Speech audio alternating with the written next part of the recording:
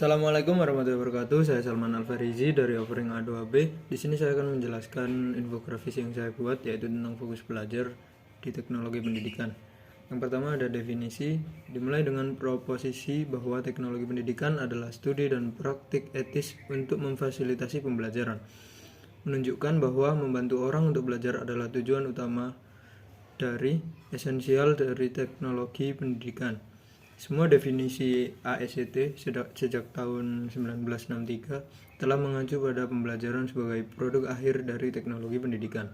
Namun definisi berbeda mengenai kekuatan koneksi antara intervensi teknologi pendidikan dan perubahan kemampuan pelajar.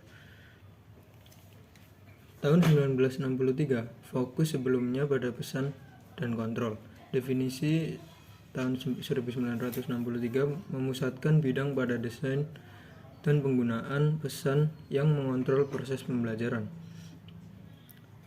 Berikutnya definisi tahun 1970. Fokus sebelumnya pada proses. Berbagai definisi yang diusulkan pada tahun 1970-an difokuskan pada instruksi, pemecahan masalah, dan desain sistematis dengan sedikit menyebutkan proses atau hasil belajar. Berikutnya adalah definisi dari AECT 1977 dan SILS dan RISI tahun 1994. Definisi ini lebih fokus pada proses yang membentuk aktivitas kerja teknologi pendidikan dan kemudian menyebut pembelajaran manusia sebagai tujuan akhir dari proses tersebut tanpa menentukan baik mengendalikan atau memfasilitasi sedang belajar.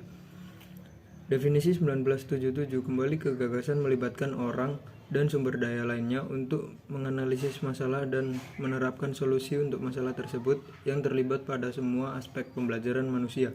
Sementara definisi ini tampaknya berfokus pada solusi masalah yang mungkin atau mungkin tidak belajar.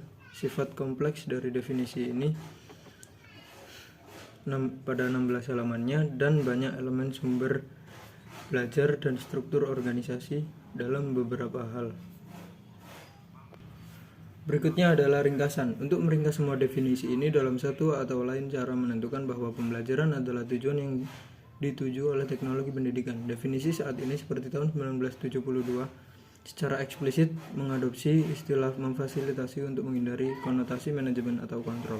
Hal ini dimaksudkan untuk mencerminkan pandangan saat ini tentang bagaimana pembelajaran terjadi. Dan yang terakhir adalah tujuan.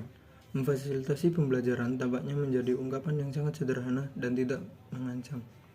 Denotasinya cukup jelas, tetapi konotasinya terkait dengan penelitian bertahun-tahun, perdebatan, filosofi yang berbeda, dan masalah yang belum terselesaikan.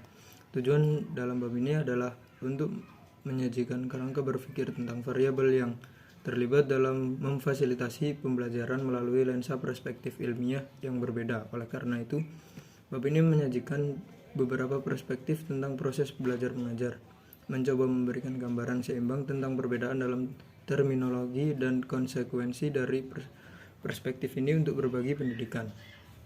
Sekian penjelasan infografis tentang fokus belajar dari saya. Wassalamualaikum warahmatullahi wabarakatuh.